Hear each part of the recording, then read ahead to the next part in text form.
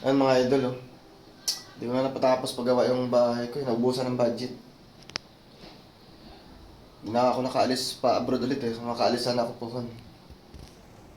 Pero bago, pakita ko sa inyo mga idol, oh. Puro bago yan ay.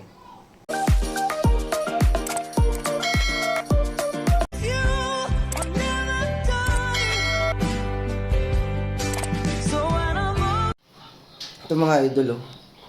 Hindi ko pa napatapos to. May second floor kasi ito, nilagyan ko ng second floor. Malaki magastos, malaki plan ng gastos sa paggawa ng bahay. No? Hindi ko napatapos. Ayan, oh. Kalap to yung bahay namin eh. O, tingnan nyo. Ito isang kwarto pa to sa baba, oh. Hindi ko napatapos. Pati CR, hindi. Lababo namin. Simento lang. Hindi ko napatapos.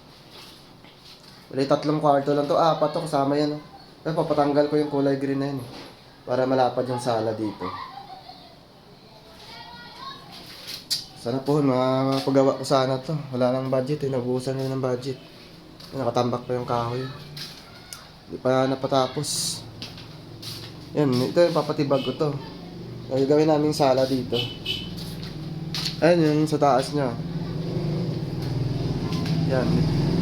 Sa taas lang medyo okay. Dito sa baba, hindi pa talaga napatapos. Yan sa labas niya. Bulok na nga ito yung mga ano namin, no? Yung bubong. Wala nang budget kaya hindi na namin napayos. Kuha na lang pag nagkaano. Natambay ako ng matagal eh.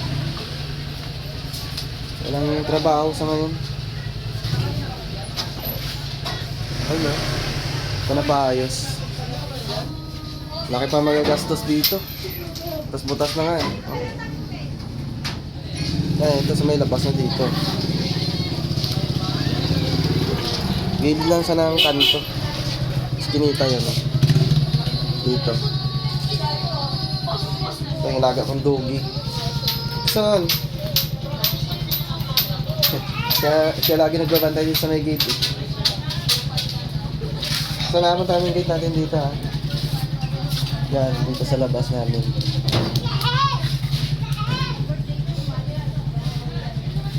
Doggy. Tayong labas dito ha. Ganda ng aso ko na to. Bakit na to? Ha? Ano? Tingnan nyo. Nakakatuwa to eh. Uy! Alakad, dumi ng paa mo. Tingnan yung ano ko. Tanim nga pala ako dito ng ano, sili. Ano? Tanim ako ng konti lang.